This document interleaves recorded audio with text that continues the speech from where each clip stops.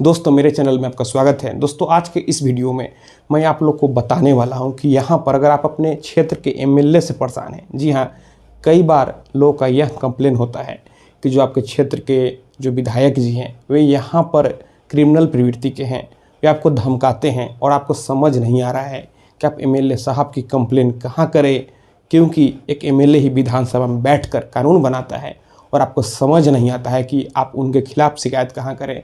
तो दोस्तों इसे जानने के लिए आप इस वीडियो में अंत तक बने रहें और अगर आप मेरे चैनल पर नए हैं तो फिर चैनल को सब्सक्राइब करके बेल आइकन को भी प्रेस कर लीजिए, ताकि मैं जब भी कोई ऐसी इन्फॉर्मेटिव वीडियो आप लोग के लिए अपलोड करूं तो फिर आप लोगों को उस वीडियो की नोटिफिकेशन मिल सके।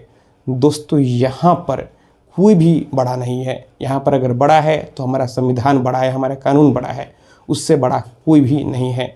तो यहाँ पर एमएलए आखिर कैसे अपने आप में बड़ा हो सकता है, लेकिन लोग यहाँ पर डर जाते हैं क्योंकि उनके पास पावर होता है। तो अगर यहाँ पर कोई भी एमएलए आपको धमकाता है, आपको जान से मारने की धमकी देता है, आपको ख़त्म करने की धमकी देता है, तो आप क्या करेंगे? दोस्तों सबसे पहले आपको कोशिश करना चाहिए कि आप सबूत जुटाएं। अगर आपके पास सबूत रहेगा तो फिर चाहे कोई भी क्यों नहीं हो वह बचेगा नहीं। तो जब आपको वे धमकी दें तो आप फ़ोन से रिकॉर्डिंग कर लें, आप वीडियो बनाएं। लेकिन कई सिचुएशन में वीडियो बनाना संभव नहीं होता है, तो अगर वीडियो बनाना संभव नहीं है तो फिर आप ऑडियो तो ज़रूर बना सकते हैं, तो आप ऑडियो ही बना लें। यहाँ पर आप कोशिश करें कि आप सबूत जुटाएं। अगर आपके घर में आकर वे धमकी देते हैं या फिर उनके गुंडे आकर धमकी देते हैं तो फिर आप अपने घर में सीसीटीवी कैमरा ज़रूर लगवा लें, ताकि सीसीटीवी कैमरा में सब चीज़ कैद हो जाए। फिर जब सबूत रहेगा तो उनका बचना मुश्किल होगा। दोस्तों कोर्ट में यहाँ पर एमएलए एमपी कोर्ट अलग बना होता है, ताकि यहाँ पर जो भी दोषी नेता हैं उनके ऊपर जल्दी फैसला आए। तो यहाँ पर अब आपको उनकी कंप्लेन करनी है जब सबूत रहेगा, और जब आप कंप्लेन लेकर जाएंगे तो फिर जो भी बैठा अधिकारी होगा उसे कंप्लेन सुनना हो। आपको सबसे पहले अपने क्षेत्र के नज़दीकी पुलिस स्टेशन में जाना है और आपको अपने कंप्लेन को रिटन में लिख कर देना है। और थाने में मौजूद जो भी अधिकारी है वे अगर एफआईआर लिखने से मना करे, उल्टे आपको ही धमकाने लगे, तो फिर आपको परेशान नहीं होना है, आपको घर आ जाना है और फिर घर आकर आपको अपने पूरे शिकायत को एक सादे कागज़ पर लिखना है और उसी थाने में रजिस्टर स्पीड पोस्ट के माध्यम से भेज देना है। दोस्तों इससे फ़ायदा यह होगा कि आपके पास सबूत हो जाएगा कि आपने थाने में कंप्लेन किया, आप थाने में गए, आपको भगा दिया गया। कल को अगर आप उनके वरीय अधिकारियों से यह बात बोलेंगे तो आखिर आप कैसे साबित कर पाएंगे कि आप थाने में गए थे? लेकिन जब आप रिटर्न में लिखकर उसी थाने में रजिस्टर स्पीड पोस्ट के माध्यम से भेजेंगे तो फिर आप जो भी स्पीड पोस्ट करते हैं, जो आपको ट्रैकिंग पोस्ट ऑफिस से मिलता है, वो आपके फेवर में सबूत के तौर पर काम करेगा। उससे यह साबित होगा कि आपने स्पीड पोस्ट के माध्यम से अपने कंप्लेन को भेजा। तो आपको पहला स्टेप यह करना है। तो फिर इतना करने के बाद निश्चित ही आपका एफआईआर दर्ज होगा।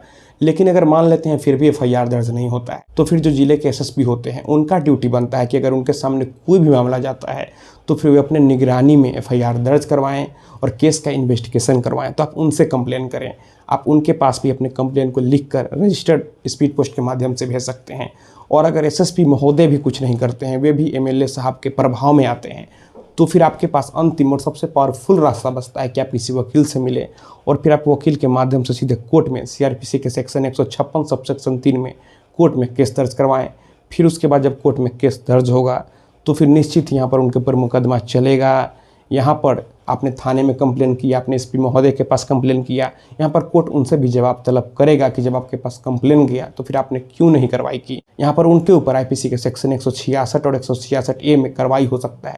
कोर्ट यहाँ पर उनके ऊपर फाइन भी लगा सकता है, उनसे जवाब तलब भी कर सकता है। तो दोस्तों मैं आशा करता हूँ आपको वीडियो पसंद आई होगी। अगर मन में कोई भी सवाल है तो आप नीचे कमेंट बॉक्स में कमेंट करें, और अगर आप हमसे सीधे जुड़ना चाहते हैं, फ़ोन से बात करना चाहते हैं, मन में कोई भी सवाल है तो फिर आप हमें इंस्टाग्राम पर फॉलो करें। मेरा इंस्टाग्राम पर वही यूज़र नेम है Pritesh1584, आप हमें फॉलो करें, मैसेज करें। और अगर फ़ोन से बात करना है तो फिर इंस्टाग्राम पर ही मैसेज करके अपॉइंटमेंट बुक कर लें। तो दोस्तों आप इस वीडियो को अपने दोस्तों और रिश्तेदारों में भी जरूर शेयर करें। हम लोग मिलते हैं अगले वीडियो में एक नए टॉपिक के साथ। तब तक आप अपना और अपने परिवार का ख्याल रखें।